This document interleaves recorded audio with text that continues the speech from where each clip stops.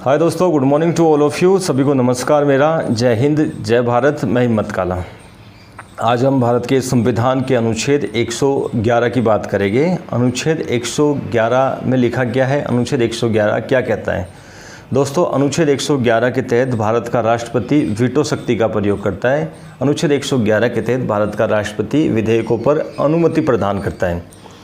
हमें यह देखना है कि भारत का राष्ट्रपति अनुच्छेद 111 के अंतर्गत दो प्रकार की वीटो शक्ति का प्रयोग करता है। नंबर 1 निलंबनकारी वीटो शक्ति और नंबर 2 पॉकेट वीटो शक्ति।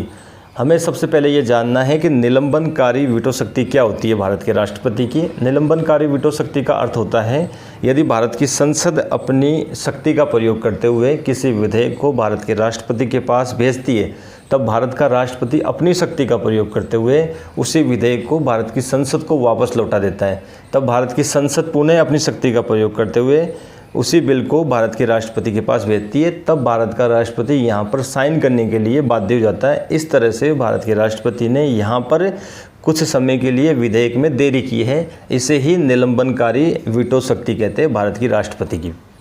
आगे हम देखते हैं पॉकेट वीटो शक्ति। पॉकेट वीटो शक्ति का अर्थ होता है यदि संसद ने किसी विधेयक का प्रयोग किया है, किसी विधेयक को राष्ट्रपति के पास भेजा है, तब भारत का राष्ट्रपति उस विधेयक पर ना तो हाँ बोलता है और ना ही ना बोलता है। उस विधेयक को भारत का राष्ट्रपति अपनी जेब में रख लेता है। इसे हम पॉकेट वीटो कहते हैं। भारत के इतिहास में ज्ञानी जैल सिंह ने 1986 में डाक विधेयक पर सर्वप्रथम पॉकेट वीटो का प्रयोग किया था।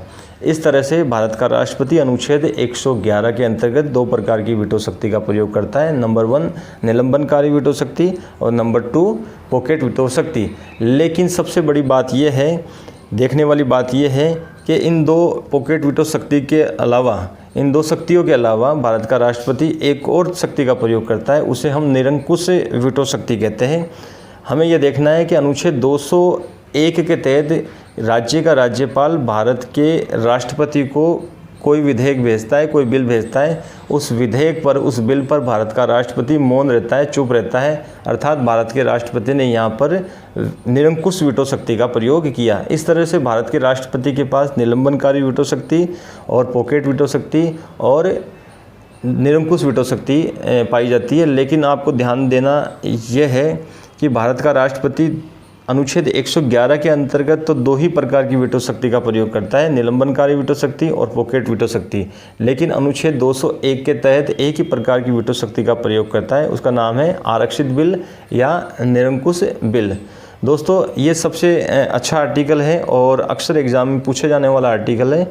आप इस आर्टिकल को समझने की कोशिश करें। ये आर्टिकल यकीन माने कहीं ना कहीं आपको एग्जाम में देखने को मिलेगा। अनुच्छेद 111, अनुच्छेद 201।